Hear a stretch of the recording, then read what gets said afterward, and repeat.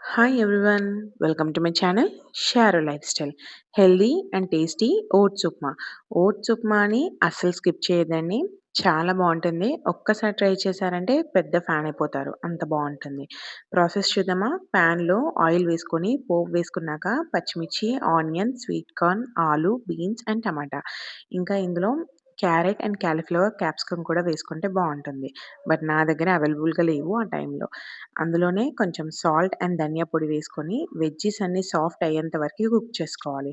నేనిక్కడ plain rolled oats తీసుకున్నాను. 1:2 రేషియోలో వాటర్ వేసుకొని, వాటర్ వేడయ్యాక ఇప్పుడు మనం ఇందులోనే రోల్డ్ ఓట్స్ వేసుకొని బాగా కుక్ చేసుకోవాలండి.